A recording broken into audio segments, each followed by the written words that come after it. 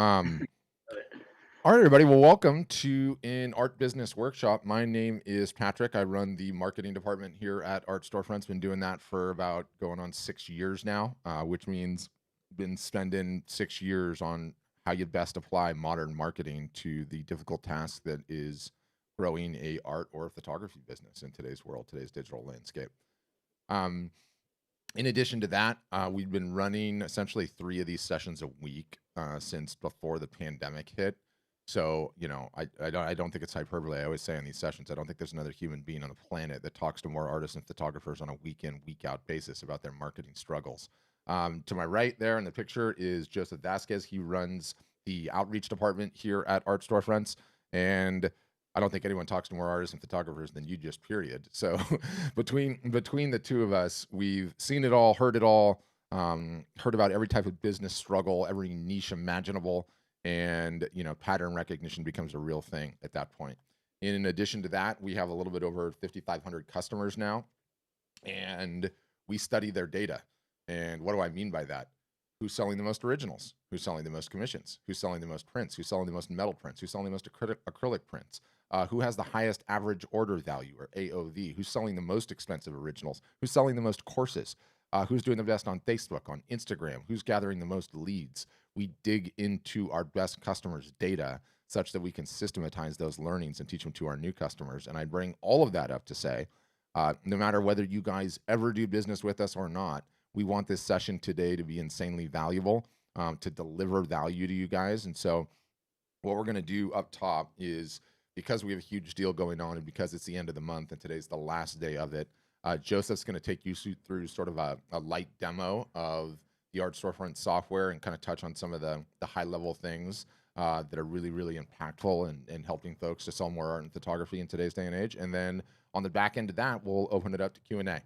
And as Joseph is rolling along on his presentation, you can see at the bottom of your Zoom bar, there is a chat window, and we can see those chats. And so as Joseph's rolling through the demo, should you guys have questions, you can throw questions in there. And then what we'll do after he's done is, like I said, we'll open it up to live Q&A, and we'll get into how you can ask questions then. And if you're one of the ones that's watching on Facebook or YouTube or Twitter, we'll see your comments and I can pull those right in too. So happy to respond to you guys directly, should you have any ones. And then, yeah, Joseph, I think just turn it over to you. Awesome. Well, let me show you guys just a couple things real fast. Want to just give you a general feel of what we provide as a whole, just to kind of help everybody, photographers and artists to grow your art sales and your art business. So it kind of a couple components of it. Really, we are not the model of like marketplace where you just kind of upload your art and it's 100,000 people in there. We're really looking to have all of you have your own personal store, site, or gallery, so to speak, that's built for selling specifically your art, like you're selling marketing plan, and then also help in consulting as you're growing through this. So they're all designed to work together. So let me just kind of give you a light overview of what that looks like. So, it's your store, different templates, of course. This one's Fortune, this one's Sleek. There's, goodness, 10, 15 different ones for you guys to pick and choose from. So make it look and feel how you'd like. When you go into the buying experience, this is where you're really going to start to see some differences. So, with the art, you can sell open editions, limited editions, originals, sculpture. You can sell any type of products on it. It's a full functioning store for you to sell your even merchandise, things like that. But with like prints, for example, this is a great example. So people can actually see what they're buying and read about the medias. Not everybody knows these things like we do, so you can take that for granted sometimes. When you click on these canvases, like paper is going to show trim, canvas will show depth. They're even going to get a 3D preview, mock-up of what they're getting. Then they can pick sizes. It populates those for you, so that's nice for you with setup. And then even frames as well. So you can offer frames. They can come read about them, try the different frames on. And when someone checks out, we do have print on demand as one of the features as well. There's over 200 features. So can't show them all to you, but just in this quick segment. But yeah, we could have a company print frame and ship it all automatically, which is really nice. And then, of course, originals. You can sell those, space for a little romance, description, even little additional images for these high ticket items, right? Especially 2,000, 5,000, 10,000, 20,000, and up from there. People want a little more info, so we want to give them a good experience. Let them see the back, how it hangs, close up of texture. Really want to let people get a feel for what they're buying and that value and detail for these types of pieces. Wall preview type features to help, with the original, just going to have the one size. If it's a print, it would have all the options, but let people get scale, see how big that original is. Sometimes that's lost in translation. For a piece of art, they see, wow, that's maybe pretty high experience price point. Once they get it on here, they realize how big it is. They go, that makes sense. So really, really great feature there. Different room settings, of course. And then, of course, the live room preview. That's our augmented reality. So we kind of take that a step further, and then they can go ahead and try the art live in their home, on their wall, make sure it's going to fit in the space they're eyeing it for, and then they can purchase. So it's a great feature, no app to download or anything like that. So it's really simple, which is important for your buyers also. When they check out, we do set you up with a processor. So, the merchants will be able to process the money and then they send it to you. We don't hold your money for any amount of time. So it's really ideal the way you'd want it to be. So that's kind of a light walkthrough of the buying experience on the front end. On the back end as well, which I can hop to real quick just to show you one fast thing that's nice. Again, hundreds of features, but on the back end, I want to show you just real fast how you upload an image, because that's really, really ideal for you. So when you want to add a piece, you just go into where you want to upload it. And so, this is the back end where you would make modifications to your store. And when you want to add a piece, you come here. Get this out of the way for us. And you can just drag and drop it, or you can find the file on your computer. But what's beautiful about this is it's going to analyze the aspect ratio. That's what it's doing right now as it processes. And then when you go into the piece, it takes the file and it'll go ahead and auto populate all the sizes that's available as a fine art print. So it's, you don't have to figure out what those numbers are, and it's not like going to let you offer anything larger than the file supports. And then it takes all these sizes. It's available for all the medias with the frames. Like, all of that work is done as well, which is beautiful. I've talked to, like Pat mentioned, thousands and thousands of artists and photographers. And I can't tell you how many I've talked to that have a website. They're like, hey, I haven't updated that thing in a long time. Because of this, if you're making 10 sizes and 5 medias, it's like 50 products for one piece of art. It's a nightmare to initially make that and then go back and update it later when your pricing might need to change. So this is more built for what you're doing long term. It really starts to save you a lot of time, which is great. With setup, if this looks kind of crazy to you, we do have a lot of support. You'll hear us mention that. And with that, we have lots of workshops. Oops, sorry, let me show you that real quick. Where when you're coming on board, our team has a lot of sessions and technical support sessions where they can help you out when you guys have questions. If timing is an issue for you, we do also have some other services where, you could have us set up the site for you to get it off the ground, and then you can move into marketing, because that's the next thing, right? You get this beautiful store, all these great features, and a good buying experience. Well, now you want to get your buyers in there. So that comes into the next thing that we want to help you with, is driving that traffic, getting more exposure, marketing your art. So like Pat said, we do a lot of research. We see what's working and turn it into a plan for you. And so we update a calendar for you month by month, so it's always relevant, right? We're not going to make December yet because we don't know what tactics are going to be working there. So we're seeing what's working. We're updating this month by month, so it's always relevant. And it's going to give you something you could do every day, right? Do what you can. Not everybody is looking to take over the world with their art, so you don't have to do something every day, but do what you can and try and be consistent is really what we're looking for there, to help you build and compound this. But you'll notice just different, times when you want to send an email. There'll be tasks to tell you exactly what to do. Here, we'll just kind of go here. We'll start up earlier in the week just to kind of give you a light sample. So right here, we do these lead generation Tuesdays where it's all about helping you grow more email addresses. The number one tactic that we see working right now will be in these playbooks. It'll tell you exactly what to do. If you have a little more time, some more options of things to do there. How to be romance marketing with your social medias. You don't want to be just sharing your art, getting it out there, getting people to like it and share it with others, expand that, get more followers. And then, when you want to start emailing the email list you're building, we have templates. Nobody here has written an email from scratch in a long time. I would say we've already pre-written it with best practices, and you're more just going to plug in your art, your name, that kind of stuff. So it's really, really nice for you. Um, and it's just day by day, kind of like I mentioned, with different tactics. Um, and then there's times you maybe want to run a flash sale. I love art, but I'll follow you people. But if you give me a reason to buy, so that's kind of when I'll start to pull the trigger.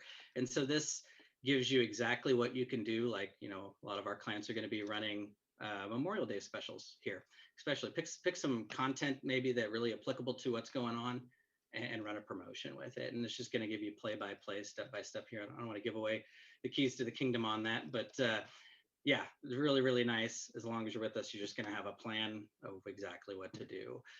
The other thing I'll mention, like Pat said, we do have a big promotion going on. Included in that right now is, outside of our calendar and other resources, we do have a new art business university that we've developed. We have over 40 courses for you to learn other tips and tactics and marketing strategies at your leisure. So, you want to know other things you can do outside of social medias, we have courses on that. And so in here, it'll just kind of give you an idea of what that looks like. And here's just some courses, right? How to work with MailChimp, how to get more emails, how to run a successful art show offline.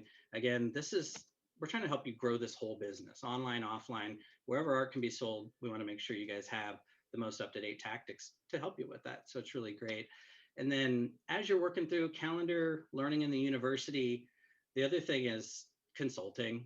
And we have, this is kind of a sample. We have marketing workshops that are strictly for our members, that you can go in, ask questions. Different heads of our company are in there, as well as our marketing team, giving guidance. And so the learning never stops. You'll hear Pat say that, I'm sure, or you've probably heard him say it before. And then we also, in addition to that, have a private community just for our members. So when you come on board, you have access to this. If you've never shipped an original, I can think of a million different questions, but you can get help from other artists in here on what they did, right? Learn from their mistakes, skip to the answers versus kind of stumbling and falling on your own. You're just not alone here, which is really beautiful. So, hopefully, want to save some time for us to do a Q&A and answer other questions and hear about your art, but just a synopsis, right? Again, like I said, it's full business solution for you guys to kind of hop and plug into and run with. And so it's a store to send people to, built for your art, how to find those people and drive them there. And then when you have questions, you can get help, marketing workshops, help from your peers. It's just a really all-in-one solution for you. So hopefully that helps, just give you an idea and some visuals. That way, as we're answering questions, if you ask about our product, you can have some idea of that. But awesome. Well, let me, here we can kind of open it up a little bit. I'll turn this off. All right. Thank you, Joseph. So we'll open up into Q&A in just a second. I'll have just a couple brief remarks, and just to kind of give you the ground rules on Q&A. If you're one of the brave ones with your camera on and you have a question, you can raise your hand, old school style. We'll see that. We'll know you have a question, and then we can unmute you, bring you in. But you'll also notice at the bottom of your Zoom bar, there is a participants button. It's like the two little people logo. You can click that, and there's a way to digitally raise your hand, and so that'll put you in the queue. If you're someone that doesn't like being on video, I totally get that. I hate being on video. Don't feel like you need to be on video. You can ask your questions via audio. That totally works great. And then you can also put the questions into the chat, and we'll answer those as we go along. All right. So in addition to, everything that Joseph just said, ultimately we are a business that is trying to make our customers successful. If we do that, we know we will be successful, and that's really the whole ball of wax, and that's really what differentiates us from a normal website. You can get a normal website just about anywhere, but the reality is that there's not a single solitary person on this call that probably likely has a website problem. Meaning, if I was the genie and I just came out of the lamp and I'm willing to take your website, transport it magically from wherever you are currently, and drop you in the new place, It's not going to fundamentally change your business because you don't have a website problem. You have a marketing problem. Every single solitary person on this call has a marketing problem. I know that conclusively because every one of our customers has a marketing problem. Even the ones that are close to doing $1 million a year, they want to double that business again, and that takes marketing. We live in an age where attention is the currency of the land. Attention comes in two forms: rented and owned. The attention that you own are physical email addresses, physical addresses, phone numbers. The attention you rent is your following on the various different social platforms. The combination of the two is what builds a good and sustainable art business in today's day and age. And without the attention, you're not in the game. Hence why a new website alone is not going to change anything for any of you. What I would say is, one of the things that we're focused on more than anything else right now is the 3 ways to sell art. There's only 3 ways to sell art with photography. And we believe that every single artist, every single photographer should be deploying all 3 whenever the situation calls for it. The first way, the trick question: what is the best way to sell art or photography? In person, face to face. Always has been, always will be. That will never change. So anytime you have the opportunity to sell your products in person, face to face, obviously you would want to leverage that. Problem, you are geographically fixed on this planet. You have to sleep, and you can't have 15 conversations at once. So the website solves for that. The newest way to sell art, the newest, latest, and greatest of the 3, which I'm more excited about, quite frankly, than just about anything else that exists out there. And I'm going to pull it up so I can show you. But it is leveraging exactly what we are doing right now, leveraging live video. And let me just get my thing pulled up here. Okay, hold on. So leveraging live video in either a one-to-one fashion. And when I say one-to-one, I go to John's website and I write John a message. Hey, John, your work's interesting. Can we set up a Zoom call? I want to look at some pieces and have you introduce them to me. That's one-to-one. Or one-to-many, in which you're having a live art show, like you see Debbie behind me. And here she is. She's holding her work up. She's streaming this live to the various different social media platforms, and she's having a sale. There's numbers, and people can leave comments in real time. We have shipped at this point in time probably about 50 of these things with our various different customers. Maybe we're over 100 now. Meg is her name. She sold 73 pieces in 1 week. In the dollar amount for her was a little bit over 15,000. A lot of them were color studies and not complete pieces. In Matthew's case, he did 2 of these shows. And by the way, I'm going to send you links on all of these things so you can watch them after the fact. Matthew's case here, he sold 62 pieces over a 15-day period for a little bit over 34,000 Canadian. Debbie, where's her show? Her show was just 2 days ago, I think. And she sold 15 pieces so far directly from this live show and to her audience. And this is it, guys. This is the future of how art and photography are being sold, okay? If you take everything that we do as a business, okay, at Art Storefronts is essentially, if the best way to sell art or photography is in person, face to face, let's take everything else that we do and get as close to that face to face experience as possible. Okay. And so, what would be the best way to sell art in your town? It would be having a gallery, right? It would be having an art gallery, and people could come in, they could talk to you, the artist. They could get to know you. They could, understand your art, understand what makes you tick, and potentially be in a situation where, they're ready to make a purchase and walk right out. Well, what's the next best way? The next best way is to turn a camera on into that gallery and show them exactly what you're doing. And this is an example of one of those shows. Same artist, Matthew Laka, great artist from Canada. He had a show during COVID, and guess what? No one could come to that show. It was COVID. It was only the local residents that could come anyway. And so what did he do? He had the show. After the show was done, the very next day, he walked through the gallery and streamed the entire thing live to the world. And several pieces sold while he was doing that. This is the next best way to sell art, okay? Full stop. It is going to utterly, totally, and completely revolutionize the way things are done. And guess what? The website, the third way, is the worst way. So if we go back to our retail explanation, the best way is that if somebody can come right in, meet you in person, face-to-face, go into your gallery. The next best way is you take the camera right into the gallery. They can ask you questions live. Magnifique, bravo, Matthew. He speaks French, and I clearly don't. And have those interactions. The worst way is the website. It's like just having the door to your gallery open and there's no one there to talk to them or help them out at all, right? They're just walking around looking at things and leaving. Now, it doesn't mean you don't need to have a website. You absolutely have to have a website. Critically important. Solves for the geographic things and when you're asleep and everything else. But if you're not deploying all 3, and I know none of you are deploying this one because it's such a new technology. Almost no one's figured it out. There is so much tradecraft going on to this. It's absolutely crazy. And what we deal with is normal artists, right? What do mean when I say normal artists? Like normal artists and photographers that are trying to grow in art business. And there's this line. I took this from, I think it's called like the $20,000 Stuffed Shark. It's a book about Damien Hirst and the art market, and it's really interesting because it talks about like the highest of the high level art market. And I'll just tell you really quickly here. So there are approximately 40,000 artists in residence in London, and about the same number in New York City. So that's about 80,000. Out of the 80,000, 75 are superstar artists with seven-figure incomes. Below those are the 300 mature, successful artists who show at the major galleries and earn six-figure incomes from their art. So, okay, if that's the top of the top, check this out. So this is a report, and your industry doesn't have a whole heck of a lot of reports. It's put out yearly. It's called the Art Market Report, and it's by Art Basel and UBS Global, okay? And I'm going to send you a link to this. I want you guys to read it. It's really, really interesting. So they have this key findings section, okay, of the report. And I'll just quote this part.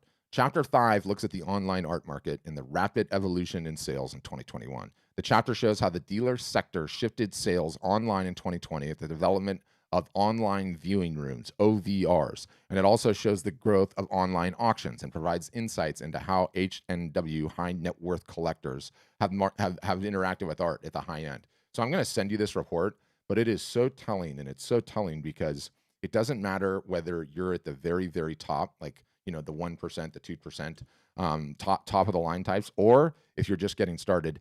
Everyone is right now trying to figure out how to leverage live video to better sell their art or their photography. And there's only two groups of people. There are the ones that are executing and doing it, and the ones that aren't. And the ones that aren't are getting left behind already. And so people ask, like, what do we do at Art Storefronts? Oh, are you a marketplace? Do you give a website? Yeah, we do. It's the greatest website that is for selling art. Not enough. Not going to help you. Guess what is? Learning how to sell in these capacities, leveraging these live art shows. So that's more than anything else, the type of stuff that we do.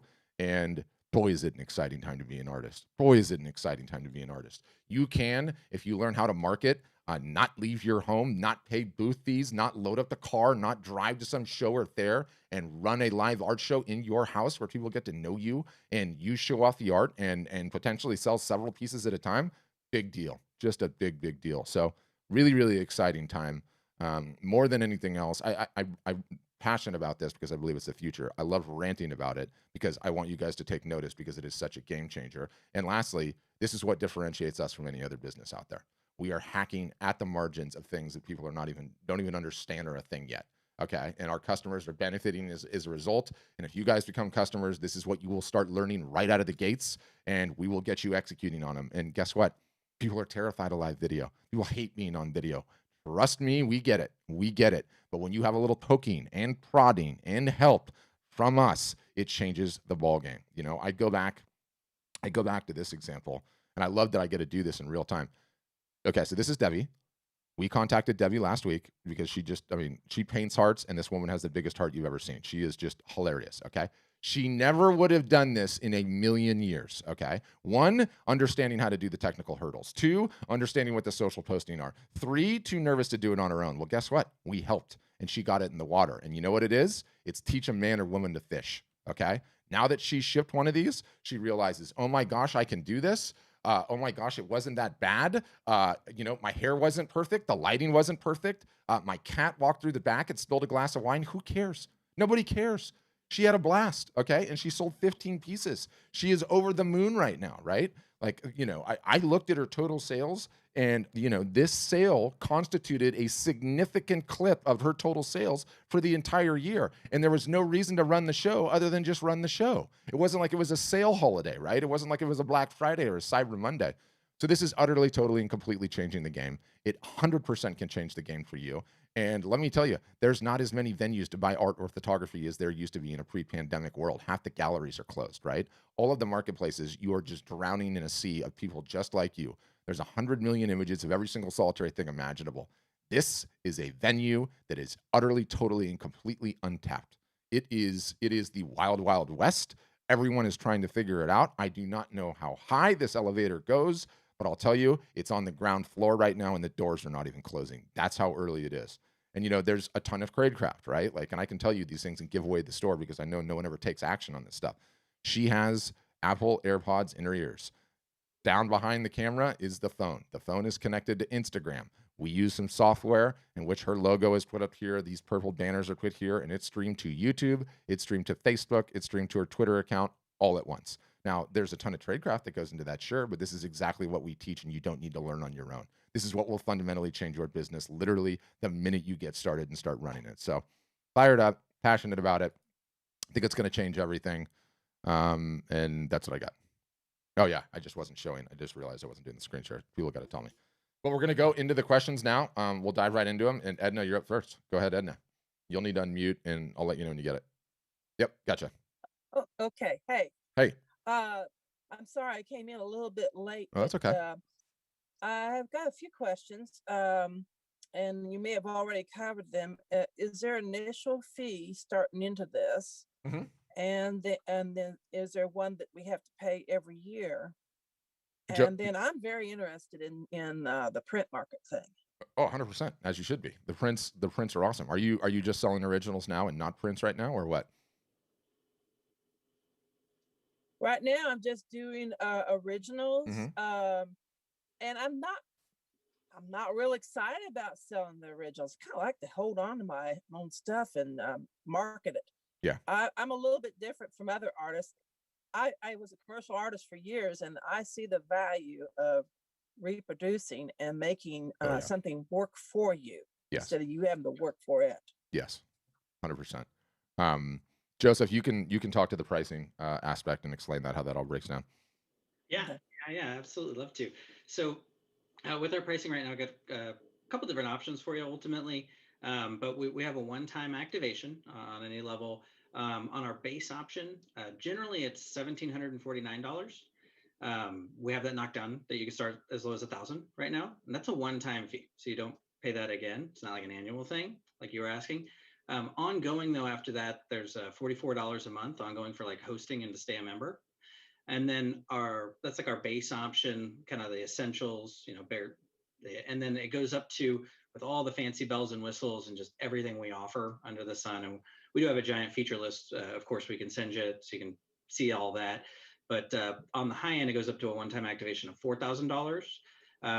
The discount and promotion on that right now is great. It's you can get it, it's $1,300 off. So you actually get it for $2,700 at the moment.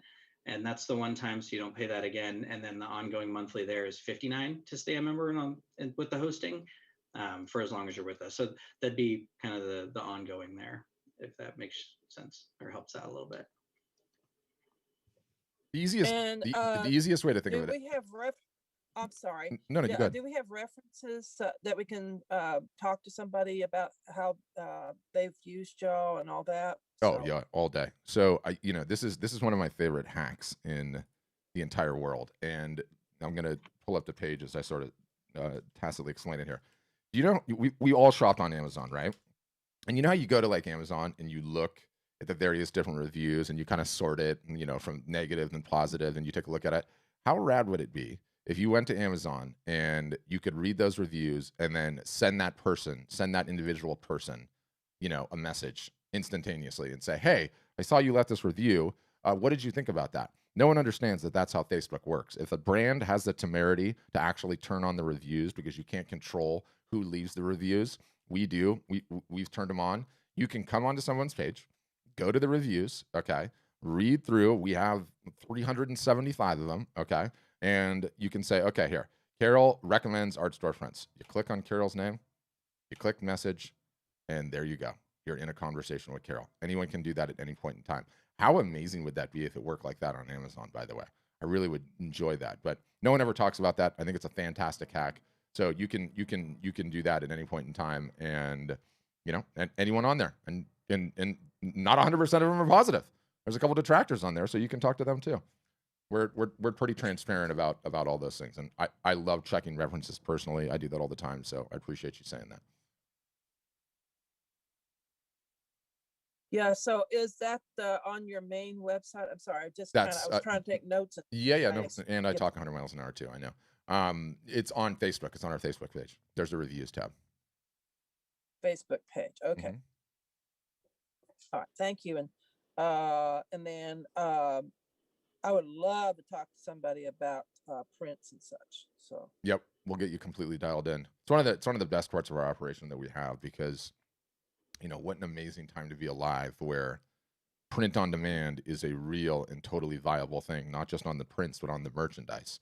Like yeah, you get an order, you get paid, the printer gets paid, the printer prints it, the printer boxes it, it slaps your logo on the side of the box, and they ship it, and you touch nothing, and there's no minimums, and there's no inventory. That is a fantastic way to operate a business, right? So it's amazing, and especially in your case, like I see so many artists that are only selling originals, and it's like, okay, well, what do your originals start at? And sometimes it's 1,000, and sometimes it's 5,000, sometimes it's 10,000. It's like, how many stores do you know? Okay, where you walk in and the minimum price is 5,000 or 10,000, a car dealership maybe, right? So you are missing insanely important price points by not offering the prints. You have to. You have to. Like if you want to build a viable business, like sort of the analogy is like, you know, I'm walking into your store and there's only one little aisle with items on the shelf. Like, why wouldn't you add 4 or 5 or 6 more aisles, right? And that's the simplest way to think about it. And the price point variability, meaning having something in the $100, $200 amounts, all the way up to the high end originals and everything in between, just creates a much stabler and more robust revenue stream for the artist, right? And it is a business principle that you ignore at a fault. One of the absolute truths of any business is the easiest customer to get is the one that you already have. Okay. Meaning everyone's like, I don't want to sell prints. I don't want to sell these cheap things. It's like, do you realize you're in this business for the rest of your life? The easiest customer to get is the one that you already have. So maybe I see Edna's work and maybe I'm at a stage in my life where I can only afford a couple $100 print and I buy that print and it sits on my wall for the next 10 years. And guess what? Then I started doing better in life. I moved out to the suburbs, got a big house. I'm looking for some originals. Who am I going to call? Right? Edna. Like, who am I not going to call? Edna, if I don't have that print on the wall reminding me every day of how incredible her art is. So it's critically important. So good questions, Edna. Thank you. Thank you. Okay, it's going to go William Costello, and then it'll go to David Lawrence. Go ahead, William. You're up next. Yeah, Patrick. My question is, can you elaborate a little bit on your cost of goods sold versus, for example, Fine Art America? Yeah, so Fine Art America is a completely different operation because it's a marketplace, right? You upload your art, they sell it for you. They don't tell you who your customers are, and they take a percentage. In our case, when it comes to cost of goods sold, so I'm assuming you're a photographer, yeah, with that background. Oh, you muted yourself. Wait, you'll have to unmute again. No, I'm not a photographer. I'm an artist. You're an artist. Okay. And are you selling originals? Not to say that photographers aren't artists. No, 100%. And we get stuck in that all the time. I have to say both because some people get like really upset. All I want to do is just simplify my life and just say artist. I think they're all artists, but the semantics issue, right? Right. So you sell originals, you do commissions, and then Yes. you also do prints? I don't do commissions, but I sell originals and prints. And prints. Okay. So in terms of your cost of goods sold, so we integrate with Bay Photo on the West Coast, and we have another one called Graphic Dimensions on the East Coast. The pricing that you'll get once you integrate with them is better than the pricing you would get if you just walked into either one of those two places off the street. So you get a lower cost when you fulfill those prints with us. Is that sort of what you're asking in terms of cost of goods sold? Like what your print cost would be? Oh, you muted again, William. I got you. Sorry about that. No, yes, okay. I am. That's exactly where I'm going to. Yeah. So it's, we have the prints and we have merch, right? There's not a tremendous amount of margin in the merch. So the merch is like pretty straightforward, meaning, we have like some negotiated collective buying power to get us lower prices on a few items, but not as much. Right, on the prints, it's pretty significant. And then what else is awesome is, especially in these last couple of years, because we've been growing and we've been growing tremendously in volume, is one of the interesting things that we do is we really beat up the vendors on like almost like a quarterly basis or sometimes a monthly basis. And so what we'll do is we'll put on the calendar, and one just passed, so I'll use this as an example. We'll put on the calendar, guys, Mother's Day sale is coming up. Get your sale in the water. To coincide with that, we've negotiated a 48-hour discount with Bay Photo and Graphic Dimension. So if you want to pick up prints that you can have in inventory, it's 35% off, right? And they're not even running those deals all that often. So we continue to get better and better and better at what our costs are for our customers. And, you know, if you looked at the price list, let's just say you walked into Bay Photo or whatever, just whatever printer, right? And you looked at their price list for what it would be, we would be significantly lower on just about every item. And then also the sales where you can pick things up even cheaper. So those are the benefits that we're able to pass to our customers just based on our size. Yeah. Well, it's Friday. You know, we can have some fun. I can actually show you an example. Let me show you. Yeah. This will be fun.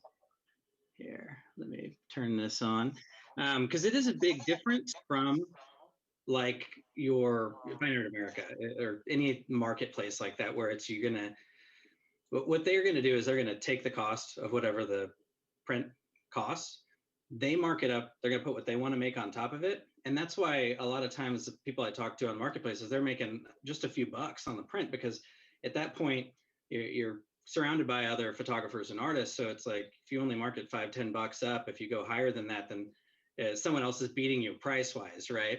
So you got to be compete with the marketplace. Here it is different. Like I said, you're taking the cost from the vendor, the printer, and then you mark it up to what you want to charge. So this will give you a real example. This is actually one of our client sites. And this is also how easy it is to price your art here. You can see a size like this metal. Generally, he's marking this up like 250%. That's a good starting margin, if anybody is wondering that. And when you click on this, it'll actually show you an example here. So you can see like what the cost, again, this is a pretty small size, but it'd be the cost. Here's his markup. And then this is the cost, or the price you're going to see on the front of the website. So your buyers are going to see that $88. And in this scenario, he'd be making $63 on that sale. So you are going to make a lot better margins here. So I know visuals for that help sometimes versus talking through it. So I thought I'd show you that. That's great. Thank you, Joseph.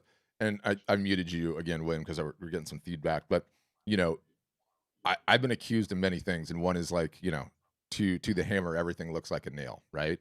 For me, your number one problem, okay, and this is 100% true, but I got to give the disclaimer because I'm the marketing guy. You have a marketing problem, right? So if I'm going to fix your marketing problem for you, I need as much of your time as possible, right? So when we approach printing, number one, yeah, great, you have a discount. All that's going to do is give more money to fund your time and or the marketing efforts. Fantastic. Yes, you don't have to touch anything. That's the most important thing. I don't want you calling the printer. I don't want you driving over to the printer to look at samples. I don't want you sending people tracking numbers. That is a waste of your time. That is not going to fundamentally grow the business. I need all of those hours back for marketing. So, you know, in situations like yours, one, you're going to get better pricing. Two, you're not going to have to touch any of the printing or any of the admin related to that, which is going to allow you to focus on your marketing, which is actually going to grow the business. So I'm going to unmute you again. See if you have any follow-ups. Yes, I appreciate that, because in the long run, cost of goods sold is an extremely important issue. Always. But then on top, as Joseph just indicated, he said $63, but there's also fulfillment or financing charges on that for the finance intermediary. Their credit card processing is less than 1%. You take a commission also, don't you? What are the percentages, Joseph? Yeah, so depending on the option you come on board with, our highest is 15%, and they go down from there. So it'd be, I have to pull my calculator up. Here, let's do some math real fast. And I'm going to unmute you again while he's doing that, William. Yeah, it'd be like, it could be $13. All right, is your commission negotiable? Oh, it gets lower. On the higher plans, it keeps getting lower and lower. It goes down to a lower 10% there on the high end. Well, so. in all due respect, Joseph, really what my question was, is it negotiable? Not, I mean, I know you have a scale, but is it negotiable?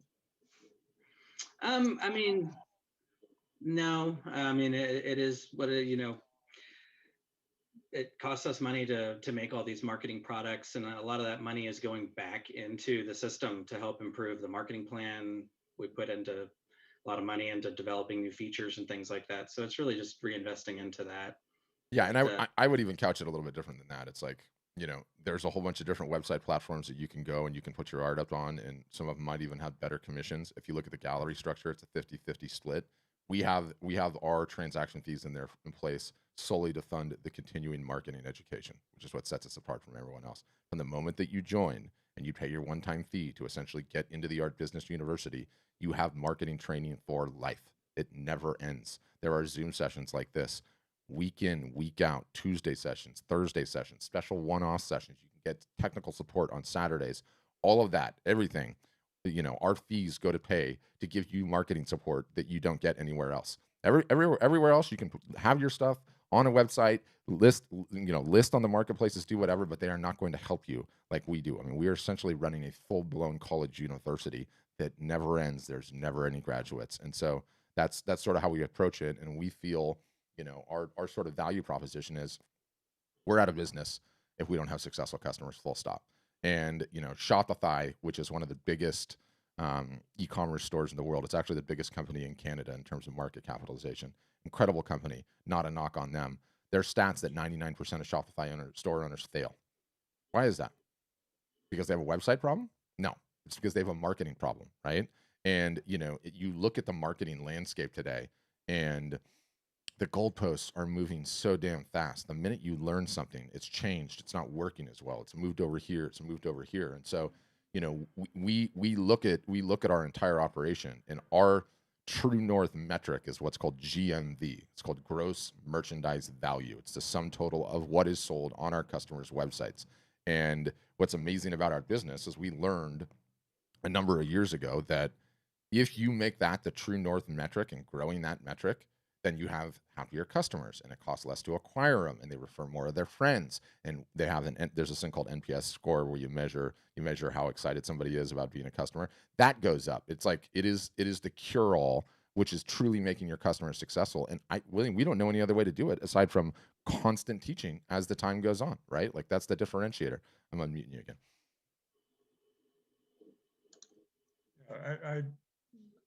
I understand all of that, and I agree with it. And thank you very much for the explanation. Yeah. Good questions. Thank you. Okay, next up is David. David Lawrence, go ahead. Okay, Patrick, I always thoroughly enjoy listening to you, and you have a lot of wonderful, great ideas and strategies. Thanks for that. Yeah, absolutely. I have a question. I've been going back and forth with Nate quite often now, and regarding, I think you're offering a service now. It's the website setup. Yes. On behalf of the members, and I was curious, what is the cost of that? Great question, Joseph. Go ahead. I don't even know what it costs. Yeah, generally it's $1,500 for us to set it up for you, and they get it up. I think generally it's actually been faster than 2 weeks, right? I think, Patrick. No, I think they're like 11 days or 9 days or something like that. It's pretty quick. They'll put pieces on there, get it live, so you can move on to the marketing stage essentially. We do have a promotion though on that, so you could get it for less and get it for $1,000 right now when you get started. Okay, very good. I have another question. And David, by the way, I'm aware of how it works in artist land. Your fears in life in order: death, taxes, and setting up another website. Setting up another website is number 3. I get it. You got that right. Yeah. You got that right. I have a second question with regard to limited editions, where we, as an artist, photographer, are wanting obviously to sign that limited edition and number it as well. Now I understand that the image when purchased will come directly from the printer to me. Yes. Which gives me the opportunity to sign it, maybe date it, as well as number it. Yes. Now, in the case where the customer has already chosen a frame, do we send the image, the print back to the printer to be framed, and then they in turn send it to the customer?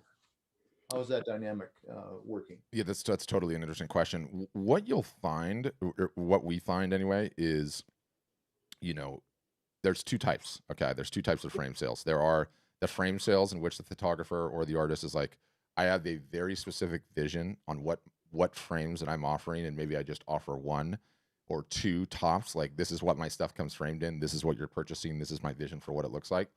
In those cases, people sell a lot of frames online. Allowing somebody to browse through all of the frames and getting a frame that way constitutes a very, very minimal portion of sales with frames. The sheer dollar amount, David, and in which I mean probably in excess of $100 million that has been thrown at the problem of how to sell frames digitally has all been lit on fire. Frames are so expensive, okay, that it is a personal decision, and people are so visual that they need to see it, that the majority of frames that are purchased are done at the local level, at the local frame shop, aside from that scenario that I mentioned before, where they have like the artist is like, this is how the frame it comes in, period. This is the only one I'm offering. This is the one you're going to have. This is my piece, right? This is a David Lawrence piece. While it's important that we have them on the website, is we have them there because it's just another one of those little points of friction along the purchasing journey, right? Like, I can't visualize what this is going to look like in a frame. I'm not going to buy it right now. So we have them on there to get them over that visual hurdle. But by and large, the majority of framing decisions are not made that way. What I would do in your instance is handle it on a case-by-case basis, if that was the case. But you can also offer what, we encourage a lot of people to do this, offer one price for the digital signature and then offer a higher price for the ones that you actually sign. I see. Explain digital signature for me. So you sign the piece of paper gets scanned, it gets into Photoshop, that goes onto the image, and when it's printed, your signature is on there digitally. I see.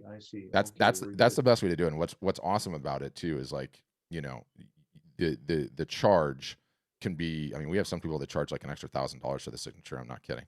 Or they'll charge an extra $500, or in some cases $250 to $350. But what it does is it kind of gives you a nice little option, right? Do you just want the digital signature, or do you want me to sign it personally, right?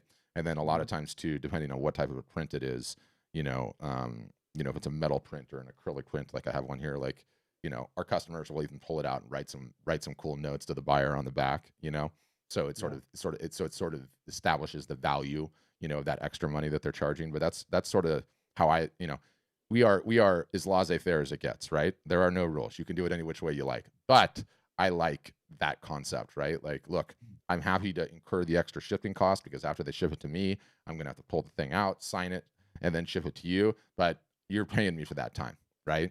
Like, you're paying me an extra $500 or $750 for that time, and give the option to them, right? Give the option to them. Okay. So the signature actually adds a significant amount of value to the image then. Yes. Yes. Okay. Whether perceived or otherwise, right? And how is that factored? Is it factored upon your popularity, I guess, in the field and the genre, or is it just the fact that it is signed by you personally? Yeah, it's horses for courses. Some people just really like the concept of having it signed, hand signed, right? Some people could care less, quite frankly, relative to what we see. So it's totally horses for courses. I mean, traditionally, the way that it's gone is, like, obviously an original is signed, like limited editions, all hand signed. Regular open edition prints, not hand signed. That's normally, like the rough template for how it goes. So yeah, that's what I would say. Okay, very good. Thank you. Yeah, thank you, David. Per usual, I love it. I'm getting some questions about NFTs. So what I'm going to show you guys briefly is, and I think both Nate and Karen were saying something about this. Hold on, I got to get to my little screen share here. So the CEO and I both are sort of crypto nuts and have been for a long, long time. So we recorded, I don't know where it is, I can't find it, but we'll send it to you. We recorded an episode on what we think about NFTs, the blockchain, how that all goes. You can see the links in the chat. So, Glenn, Teresa, that'll give you sort of an idea, an indication of how we believe, what we think about NFTs, what we think about crypto in general, and what we think about what they portend for the art market. And right now, because there's so much hype in how much things are being sold, and I should mention, we have some customers that are selling them. We have sold some ourselves. You can put NFTs directly in your store if you're so inclined. already, and then link to one of the open marketplaces where you might be actually directly selling the NFT and, you know, taking the payment in Ethereum and everything else. But everyone is like, ooh, this NFT thing sounds amazing. Man, so much art is moving as a result of this. I've got to get in there. Well, guess what? If you're not selling art in person, and you're not selling art on your website, and you're not doing so successfully right now, running into NFTs that adds about 65 additional steps of friction to purchase a damn thing is not gonna help you. If you're not selling now, you're not gonna sell over there. If you don't have a following here, you're not gonna sell over there. I mean, the one guy, Beeple, that blew the entire thing up and sold whatever it was, like $17 million in a weekend. That guy's been putting out a piece of digital art a day for 15 years. He had so many followers, I can't even begin to tell you. And he was like the darling of the movement. And so everyone is like, you know, is this the future? Like, anyway, you could look at the YouTube video. We're very interested in it. We do believe it's an expansion in the art market. EDNA, NFT stands for a non-fungible token. And it's basically a cryptographic way of establishing ownership and or putting smart contracts into a token that you buy from the artist. It's a little bit beyond explaining. I mean, even if you know what it is, it's still confusing, right? Like, you know, the blockchain and crypto in general is a very confusing thing for the smartest people in the world. I do not pretend to be one of those people. I believe I have a very good understanding of it. I believe that there's going to be some very interesting things that are going to come down the line as a result of it, but we're not there yet. We're not there yet. And trust me, it's confusing. And if you're not selling art on your own in the normal ways with less friction, you're not going to move into NFT land and all of a sudden light it up. It's not a gold rush like it's being sold to most people. Yeah, so that's what I would say so far.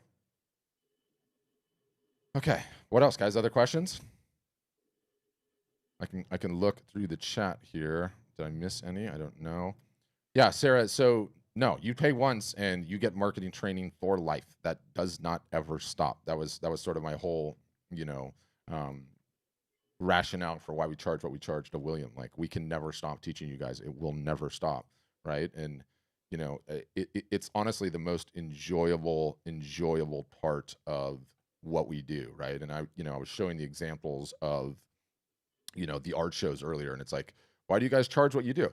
Because I have an entire team, okay, that discovers something, and this is the process, and I'll walk you through it because I'm so proud of it, and I honestly think it's like one of the most incredible things that we do as a company.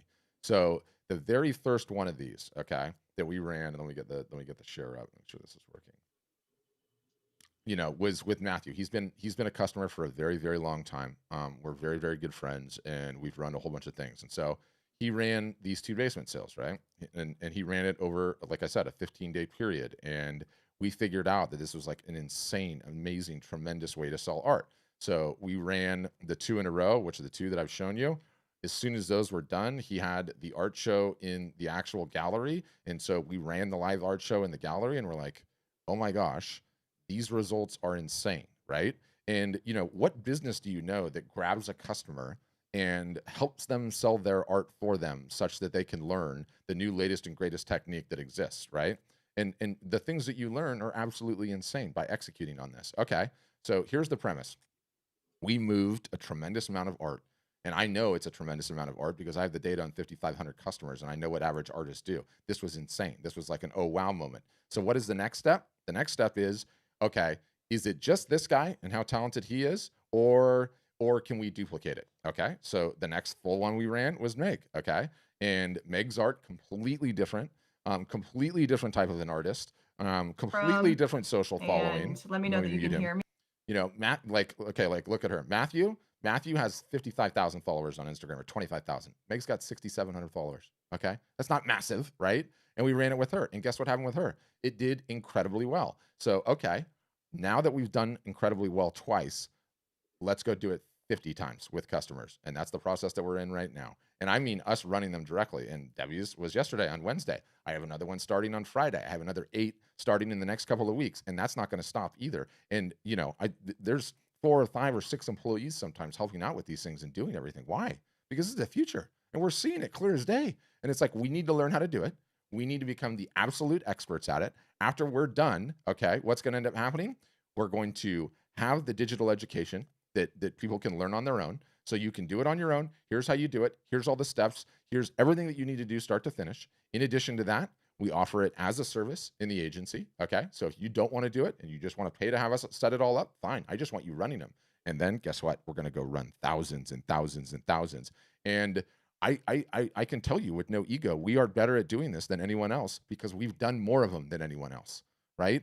Like that is what we're doing. And we are pushing the boundaries of how it is even possible to sell art and photography and what that looks like. And we are never going to stop ever. So the minute you get in, you start learning how to do these things and you get better and better and better. And it just never stops. It never stops. Yeah, Edna. So there's a service and then we do, first of all, I should say, it's really, really easy to set up our websites. There's no custom design. There's no custom code. The templates that we've built just work. You upload your logo. You upload the pieces. You upload an about me, and you're done. It's time to start marketing. It's not complicated. But look, our entire customer base is an 80-20. Pareto's law always rears its head. 80% of our customers have full-time jobs. They just do. 20% are full-time artists or photographers, or there's working service photographers that are attempting to grow their fine art business. So we have to have the agency too for the situations where, hey, I have a full-time job, but I want to continue to grow this thing. I don't have the time to do this. So do you have a service? And so that's why we have the website set up. It's normally $1,500, but we have a deal on it right now because it's the end of the month if you sign up. So that's what I would say there.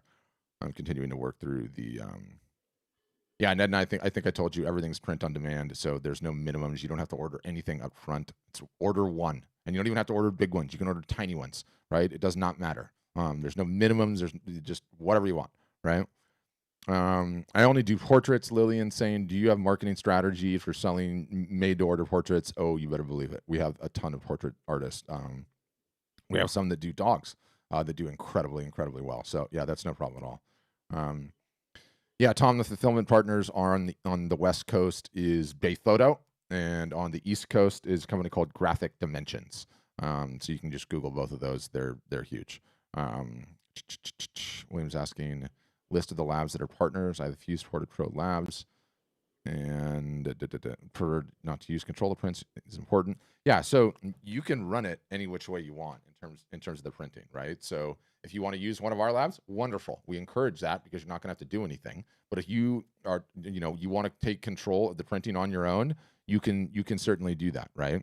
On your own, like it's called self-fulfillment. So we let everybody run it any which way they like. Art is my newest interest, and I want to get it right. Nice. How easy will it be for me if I sign up? I'm going to just unmute you, Sarah, because you got all kinds of questions. Let me find you. All right, Sarah, you can hit the unmute on. Yep, gotcha. So what are you asking? Have you started selling your art yet, Sarah, or not at all? No, Church. Not yet. Okay. Yeah. So step one for you is you have to attempt to sell it, right? Like you gotta know for sure that your art actually will sell. It's something new for me. Mm-hmm. So I'm interested in knowing much about it. Yes. And how to get it right from the beginning. Yeah. That's the beauty. No one ever gets it right from the beginning. We all struggle and fail and stammer around, especially in the beginning. The difference is, one, understanding that, and two, thinking that you need to have it perfect before you get started, which you absolutely don't. The only thing that matters is that you launch. And there's a famous quote from the guy that started LinkedIn, who I believe his name's Reid Hoffman. I always get him confused with the Netflix guy. It's either Reid Hoffman or anyway, beside the point. And the quote goes like this, and I quote, "If you're not embarrassed by your first version, you launched too late." Right? And the point is that everybody gets caught in that trap, like, I got to get things perfect. I got to get things absolutely right. It'll never be absolutely right. It's always going to be flawed. It's just whether or not you're taking steps to actually grow the business, right? Because what everyone does is like, I'm not going to launch until I get perfect. And then the minutes turn into hours, turn into days, turn into years, and you're still talking about getting it perfect, and you're taking no forward steps to growing the business. So that's what I'd say. But we can help you, Sarah. You should request a demo and get a look at all the bells and whistles, and then one of our agents will kind of talk you through your art and see where you're at. Yeah, and I would say one of the big things, Sarah, to get it right is just run the right model business, right? get it out there, try and sell. We have a validation strategy that we can put in here for you to try. But what we really want to encourage is sell direct. Start building that business. Know your buyers. Know who these people are who are interested, because it's a compounding business. And the sooner you start that, the better you're going to be in a year, 3 years, as long as you're going to be an artist. When you're trying to get into galleries or you're trying to do marketplaces, you're losing all of that information, and it's hard. You're like a contractor, just one sell potentially at a time you're chasing. If you want to get on the right foot, you want to build the right business long term, and it is running your own store, selling your art directly, building those relationships with your collectors as your career progresses with the art. Okay, thank you. Yeah, thank you. Good questions. Okay, that was. I can't figure out how to mute her back. I'm just gonna mute everybody. Joseph, you have to unmute yourself. Okay, Teresa's saying, what is the breakdown of your buyers, individual collectors, those who enjoy? Oh, this is a great question. I love this one, Teresa. Teresa, I'm gonna bring you on. I'm gonna unmute you right now, Teresa. You there? I am here. Thanks. Okay, so this is a great question. So the question goes, and let me get out of that view and go to that view. So her question is, what is the breakdown of your buyers, individual collectors, those who enjoy art versus corporate real estate? It's a flawed premise, Teresa. The premise states that underpins your question is that there's some sort of magical formula that applies to everybody, and nothing could be further from the truth. Every single solitary artist has a different following. Every single solitary artist has different buyers. Some just sell originals, some sell originals and commissions, some just sell prints, some sell all of them, some sell more classes. It's literally horses for courses, and it's different for every single solitary one. Everyone sort of has their own story and their own way of doing things. Yeah, I figured that would be the case, but I was just curious, like among those who are members, what in the aggregate, do you have stats? Just curious. We totally do. And, I could turn over the entire customer database to my wife. My wife has a PhD in statistics, basically. I forget what it's called. There's some sort of fancy term for it. And I'm going to have to ask her what the actual term is, why the data set is just too flawed to even do it. It is. I'm sure there's just too many variables, probably. Yeah, there is. And it's like hard to correlate. Yeah, it's like, how do you do it, right? Like, how would you actually do it? Like, how many on the top and the bottom do you drop, right? And as like a data-driven marketer, one of the things that I really like to look at is, okay, there should be, and this is another variant of the question you're asking. There should be a way for me to pull every single solitary customer's account on a year, grab their email list, and get a value per email subscriber, right?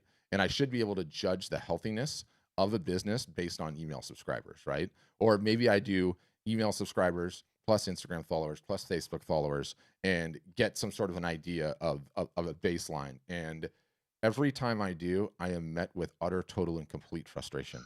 And we have women, okay, one woman in particular that has 5,000 followers on Instagram, 1,000 people on her email list, and she destroys people that have over 1 million followers on Instagram.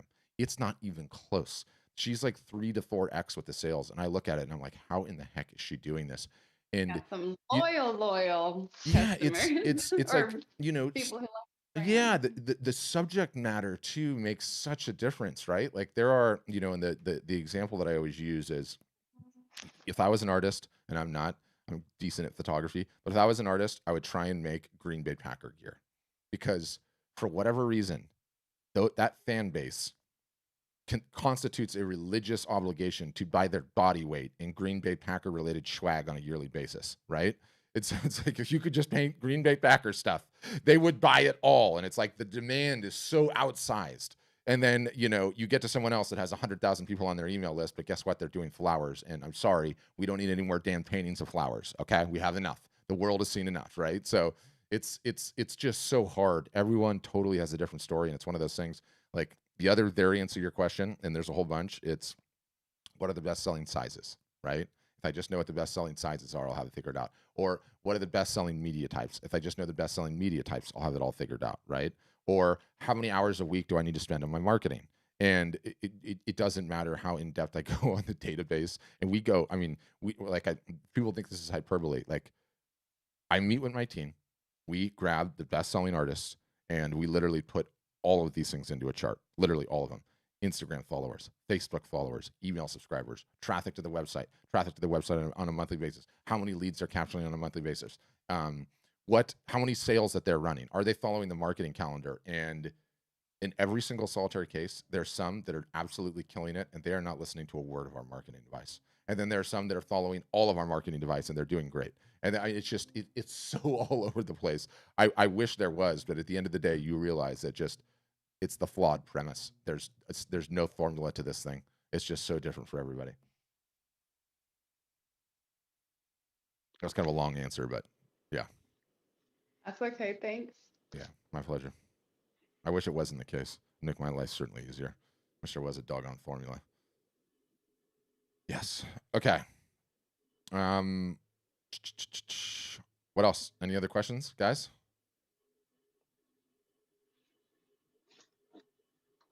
Oh, William's back. Okay.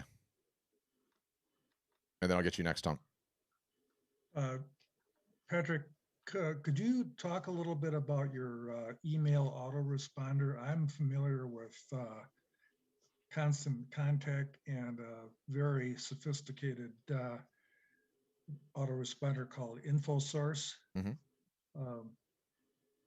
Why do you folks use MailChimp?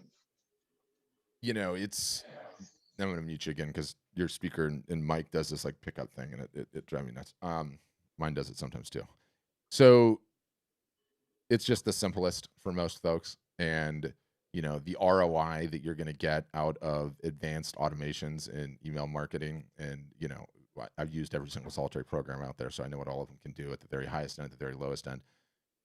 In most cases, you know, we are not dealing with artists and photographers that have enough emails to really truly justify all the bells and whistles of marketing automation. In fact, I would almost want to come into your business and kill the marketing automation day one because it's impersonal and because early on, just when you're getting started, we strongly advocate hand-to-hand combat and doing the things that don't scale, individually reaching out. So MailChimp ticks enough boxes for us. We do have some customers that get into higher levels of sophistication that end up going with a different email service provider to have all the bells and whistles. But early on and knowing your business, and you know, I'd say this generally because I talk to so many of you, you don't have an email automation problem right now. You have, I need to get 10,000 email problems right now, right? And then worry about automation. And so it's a problem for later on down the line. It's not going to fundamentally move the needle in your business. It's not going to fundamentally make you more money. And so stop worrying about it. You know, that's one of like the, you know, I'm starting to get seasoned in my career, right? I'm 42 years old and I've been doing this for a long time. And, you know, I spent my entire career chasing the latest, greatest hack, right? And the new shiny object and this new incredible technology. And I finally got to the point where I realized like those damn things are distractions. The shiny object syndrome pulls you right off of the track for what you actually need to be doing. Stop it, right? And I like need to tell myself that. I have like a whole framework I use for evaluating new marketing stuff, which is still a part of my job. But once you get good at that, like one of the things that we can do that differentiates us from anyone else out there is like, I look at the data of 5,500 customers. If I don't see something generating sales, I am not advocating anyone does it, period, full stop at all, because there are higher ROI areas to be spending your time if I'm going to make you successful. And so I can tell you conclusively, you don't need any marketing automation. You don't need it. It's not that it's not beautiful. It's not that it's not amazing. It's not that I don't love it, but there are higher ROI things that you can be spending your time on right now that will make a bigger impact for your business. So that's what I would say. Yeah, thank you very much. Yeah, thanks, Wayne. Which is not to say I still don't want to go chasing on the shiny objects, which I do, but you have to focus on the things that are actually going to move the needle. Otherwise, you're a hobbyist, right? I mean, that's what it comes down to. Tom, you're up next. Go ahead, Tom. You'll need to hit your mic. I'll let you know when you get it. Bottom left-hand corner, mic icon. Go. Yep, gotcha. There you go. You got me? Yeah, I gotcha. Yeah. See, I'm a new photographer. Okay. And interested in if there's an opportunity to sell some of the prints and so forth, and specifically the open edition, limited edition kind of business model, I guess. And from what little bit I know about the art world, limited editions typically have some kind of authentication process or something. Is that true? No, yeah, I mean, you can include a certificate if you're so inclined. And in my Yeah, do you guys play any role in that? So what you would end up doing is you would, if there's a couple different ways to play it. One, if you're doing limited editions that you're signing, you're just going to include the certificate yourself, right? And include it in there. If you are not signing them yourself, then you could ship a box to your printer that you integrate with, and they can put them in there for you when they go. In my experience, while, my marketing brain says that there's good perceived value, when you have it on your website, sort of like here's the print, right? And then here's, the established authenticity certificate that comes with it. Like there's a marketing play there a little bit, but no one ever gives a damn. In my experience, customers just don't care. They could care less. And that's what I'm looking for. I mean, that's a lot of work for not really gaining any value. Yeah. I don't see the ROI there. And that's another one of these fun things about this business and doing it long enough and having the data. Like, you know how much time you could potentially spend stressing on those stupid certificates versus start selling your art. And if anyone ever asks for one, say, yeah, no problem. I'll make one and I'll send it to you. Then again, what you'll end up having is no one's going to ever ask for one, because guess what? Like here's another dirty little secret.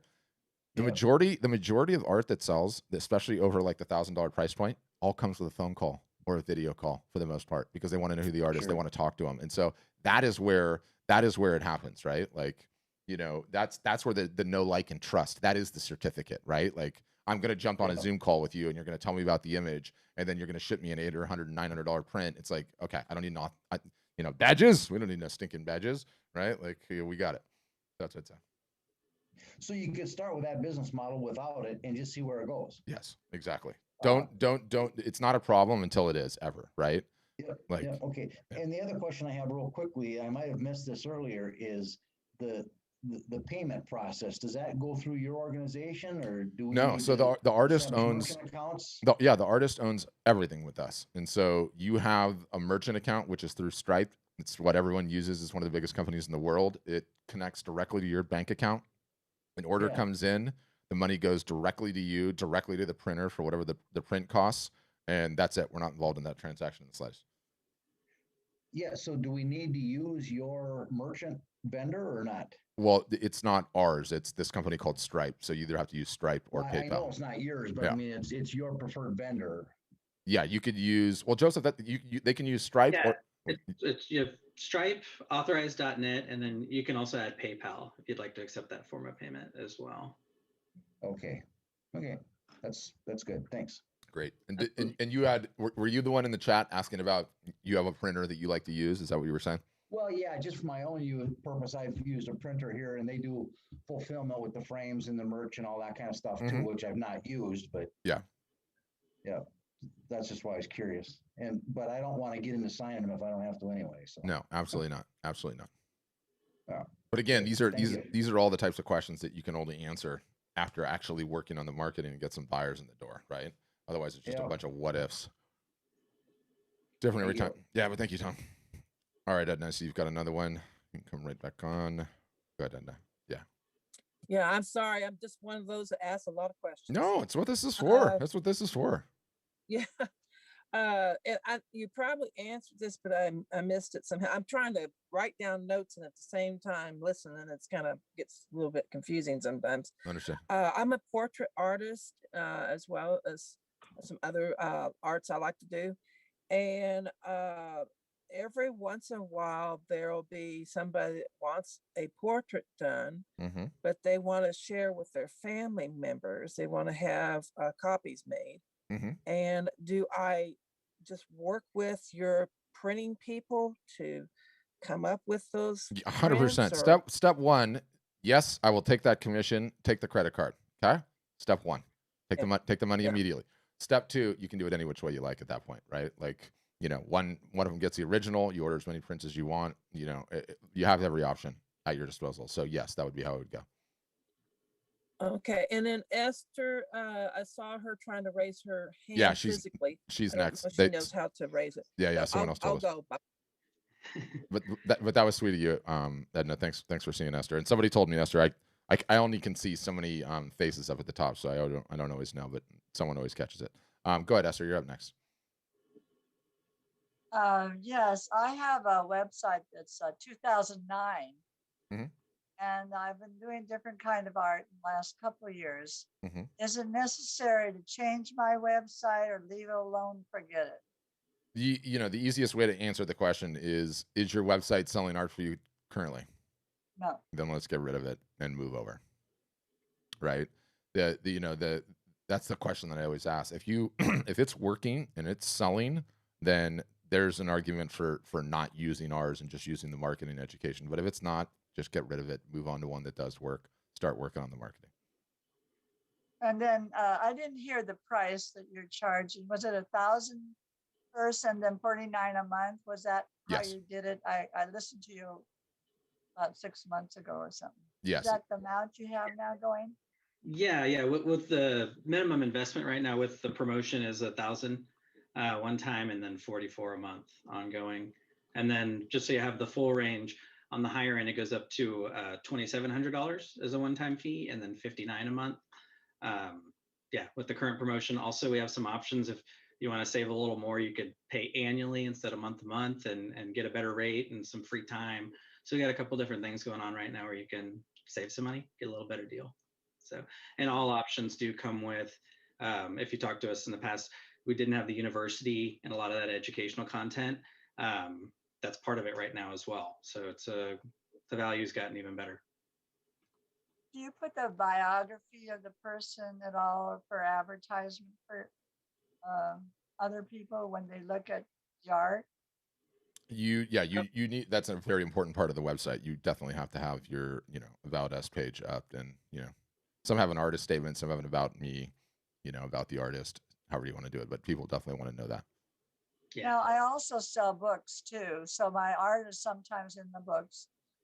Is that a possibility to include that? Oh, 100%. Anything about that? 100%. You should sell all of it directly on the website, both the books and the art. Yeah, you can sell the books directly through the store. And then also, just another question you might have had is that if you do go ahead and let that other site go and use ours, you can keep your domain name. So you want to keep that, and you can just put that on our site. So how soon do you want us to send our check in? Well, if you'd like, right after, I can get someone to walk you through, because I did like an abbreviated kind of demo. We do want to get into all the details so everything's crystal clear for you. Elaborate on the features that fall in the different levels, and then you really be able to make a clear decision what's best for you, and you can get started. Now, I have a couple different kinds of art. I have oils, watercolor, acrylics, collage, and I have fun art. So would you be involved in all that, or how would I separate?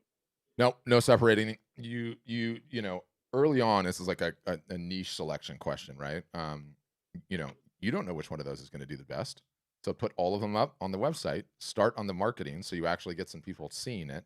And then what ends up happening is you either sell a smattering of all of them, or 80% of your sales come from one style.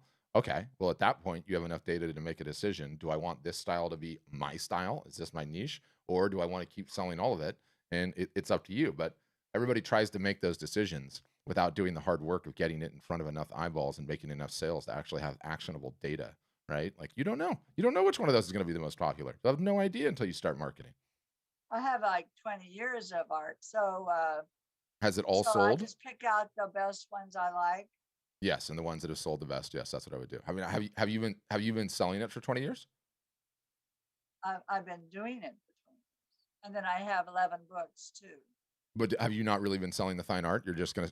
So it was sort of just a hobby up till now, is what you're saying? Well, I've tried to make it a real thing. Mm-hmm. Got it.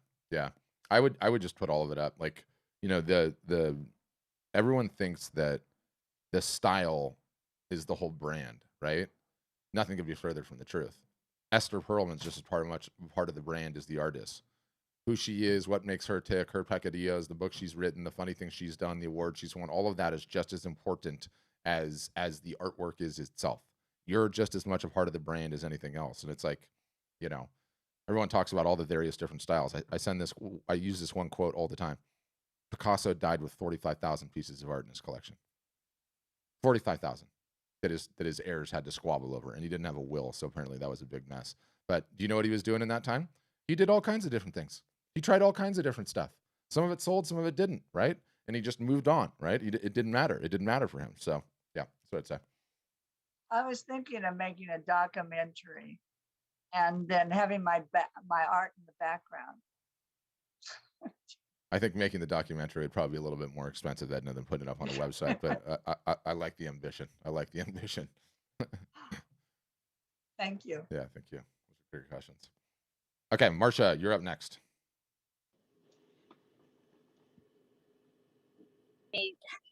Can you hear me? Yeah, I've got you.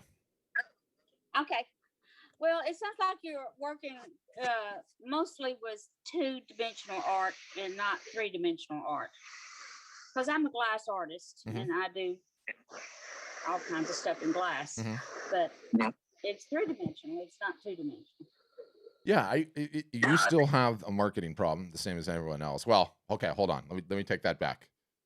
I'm sorry, Marcia, you have 2 problems. 1, you have a marketing problem, and 2, you have a shipping problem, because I don't even want to hear about what you have to do with shipping glass. I don't want to touch that with a 10-foot pole, I'll tell you.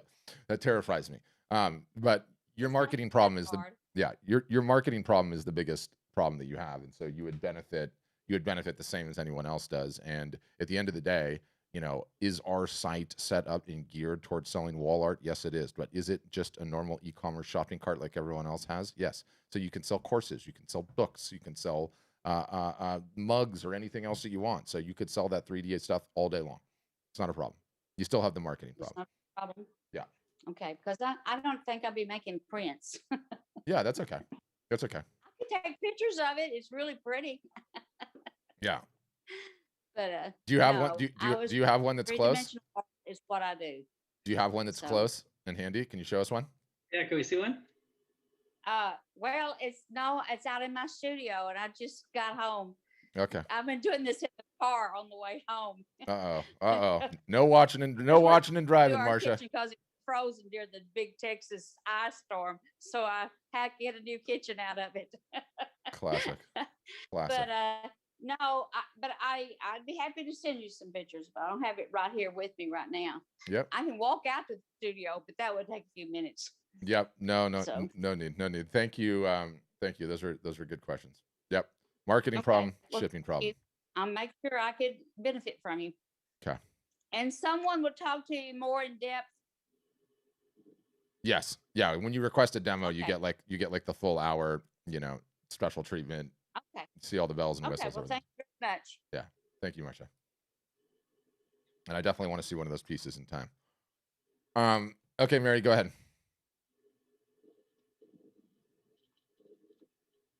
Hey, Patrick, how are you? Good. How you doing? Doing good. Counting down the time and everything. Still waiting for my check to come. But in the meantime, still trying to get bits of information and things like that. And I do have one question I've wondered about. I know that you said that the $1,000 is a one-time payment and then you just pay per month and stuff.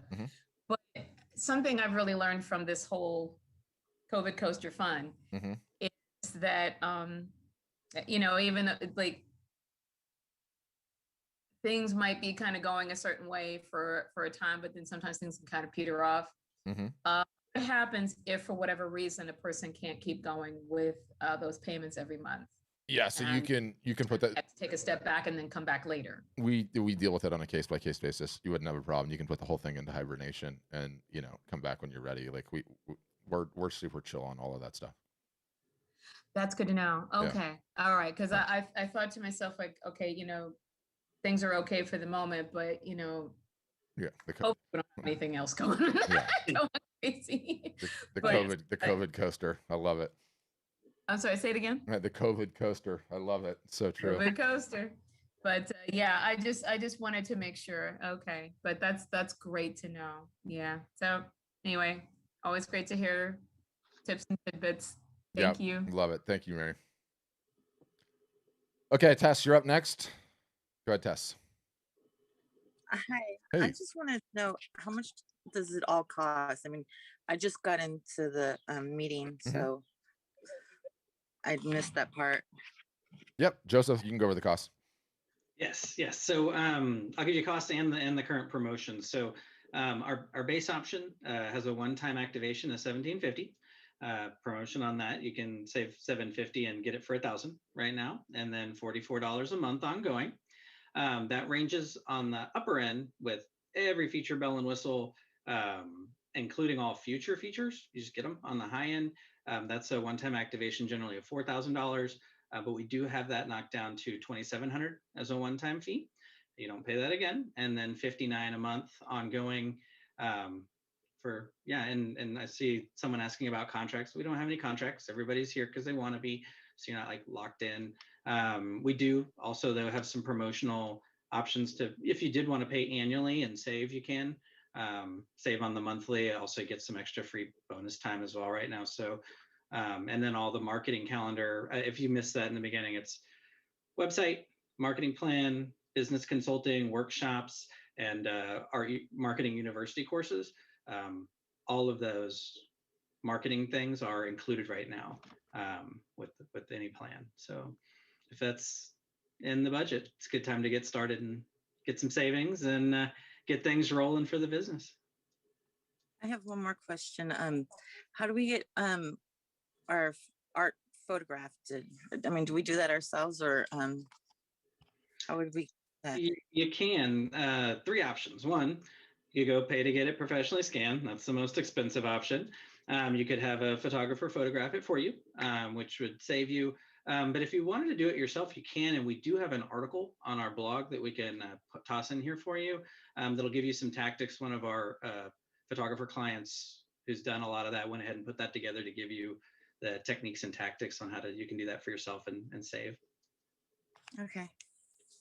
Thank you. You're welcome. And I'm digging that workbench behind you. I don't know what's going on over there, but the tools look awesome. Everything up on the wall. That's my kind of jam. I'm actually like contemplating what I'm going to do with my garage tool bench right now. It's lacking, but I have small children and they can get their hands on things. So TBD on that. Okay. Other questions? And I can't tell. Edna, did you have follow-up questions or no? Is she still there? Okay. I see you got another one. Esther, was that you raising your hand? Yep. Okay. You're unmuted. Go ahead, Esther.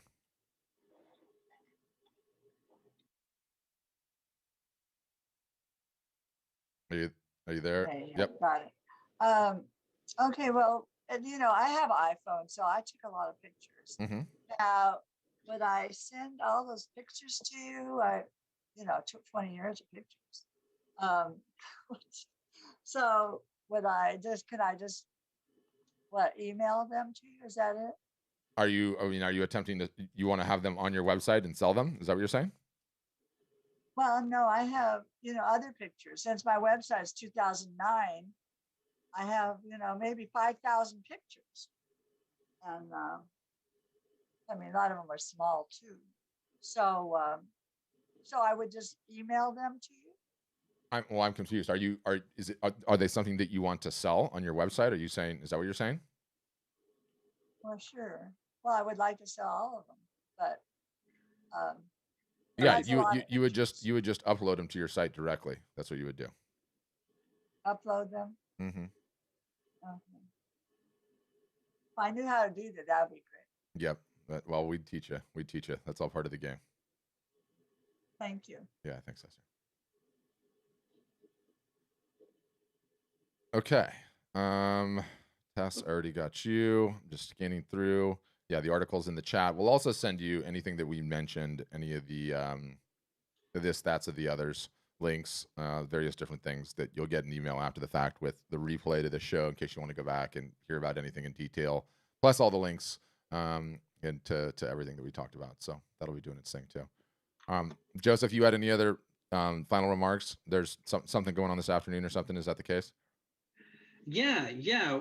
What we did was we have a group demo going on here in a few minutes. So if anybody wanted to go through and get more detail and see the difference in the plans and get started, and they'll go over all the promotions with you, I would be happy to walk you through real quick. So if you want to send me your email, we can get you the invite and you can walk through and see it all. They'll break it down. You'll see what everything is and you can get started wherever's comfortable. Wonderful. Other than that, happy Memorial Day weekend, everyone. Edna, I don't understand. What if we include teaching? Edna's asking one last question. Let me find her. Hold on. I got to unmute you, Edna. Hold on. Go ahead. Okay, I'm sorry. This wasn't coming up with the unmute earlier. Yep. Well, I love to teach young people or even old people about art. That's one of my missions in life, is just to get everybody enthusiastic about it. Yep. And so is there a way that we can also advertise our teaching? All day. Art? All day long. We've got a whole bunch of people that sell like a tremendous amount of classes, actually. Like, it's crazy. Okay. Yeah. So all day. All right. Yep. All right. Okay. Each has one. Okay. And I think, Tess, did you raise your hand again? I'm going to try you one more time, Tess, too.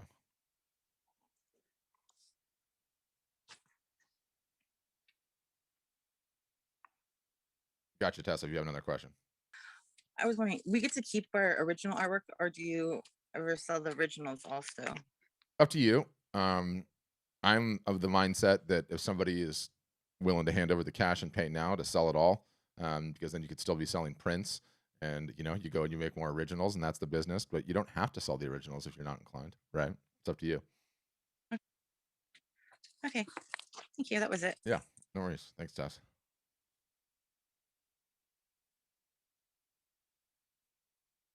And Ron, just out of curiosity, I see you in there. I can't remember. I think there was a Ron. Were you the one talking to Matt and had a big question about pricing and showing pricing on the website? If that was you, let me know in the chat, because I want to answer that question. It might not have been. I was a Ron. I can't remember what the last name was. Okay. Well, it looks like you got a bunch of people to email. Are you copying everything out of the chat, Joseph? I guess April can get. I guess April can get it for you afterwards. As it can. Not you, Ron. Okay, cool. Thanks, Ron. Yeah. Okay. Well, guys, happy Memorial Weekend. Start of summer. Good times. Friday. Hope you guys all have an incredible weekend. If you want to find out more and get the demo today, you can certainly do that. Joseph's going to get all these emails in the chat, and you can go through the whole hour process and ask a whole bunch of questions. And there's so many bells and whistles in the software that it literally does take an hour to go over all of that. It's sort of crazy how many different features we have. But guess what? The website's not enough. You all have a marketing problem. We need to fix the marketing problem. So says the marketing guy, but it's true. It's true. I've got one more question from Facebook, and this is a good one too, and I love this one. And so Denise says, how is any customer informed of pricing each piece? That's not the question I thought it was. Denise, I'm not totally. How is any customer informed of price each piece? Like, how should you price it? I think is what you're asking, Denise. We do a standard issue 250% markup percentage. We just recommend that across the board on the prints. On the originals, that's the beauty of art. Like, you can't comparison shop art. You can do whatever you want, right? You can price it any which way you want. You can price it high. You can price it low. You can price it out of this world high. And there's not really anything anybody can comparison shop you, right? So also with pricing too, the most amazing thing is it's a reversible decision, right? Like, you could price your original at $10,000 today, and if you get no bites on it whatsoever, you can lower it to $2,000 tomorrow, and you can raise it right back up to $10,000 again. Doesn't matter. No one's going to call you out on it because no one saw it in the first place. So that's what it comes down to, for the most part. Like, pricing is a reversible decision. Yes, you should list prices on the website, Denise. Got it. There's in that particular study. In fact, you know what? I'm just going to pull it up right now because I want to show everybody this because I think it's interesting. So I got this question earlier from one of our people on the outreach team, and they said something along the lines of, this customer does not want to show prices on their website. And this particular person, I think they sold originals starting at $5,000 and up. And I quote, 90% of HNWs, high net worth collectors, okay? So 90% of HNW collectors visited an art fair or gallery OVR in 2020. OVR is a Zoom call, okay? And 72% felt it was important or essential to have a price posted when they were browsing works of art for sale. And this is their graph of everyone that they surveyed on this thing. 35% think it's essential to show prices. 37% said it was important. 25% said it was helpful. 3% said not important. 1% preferred no price. 1% prefer no price. So when these people tell me, okay, I don't want to list prices on my website, I say, are you smarter than your buyers? Because the HNWs, the high net worth collectors, are saying they want to see the damn prices. So give them the prices. So that's what I got. I'm done with my rant. Joseph, closing remarks? I love it. I love it. But yeah, no, I really just want to encourage you guys, if you're going to put in the hard work and run your own personal art business and know your buyers and collectors, that if you're going to do that, make it easy on yourself and have the best tools at your disposal. Don't do it alone. Have a community. We have one, or just mentorship and having a plan. It just helps you try and wear all the different hats and make it easier on yourself. And that's really what our clients, as you get into it and go, it can be hard. We don't shy away from saying that, but man, it feels good when those successes start coming and those wins.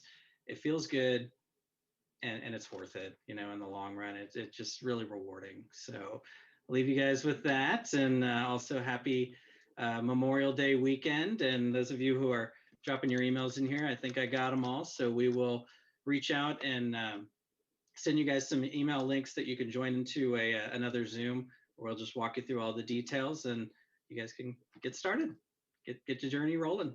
Wonderful. Thank you, Joseph. All right, we'll leave it there. Thanks, everybody. Have a great weekend.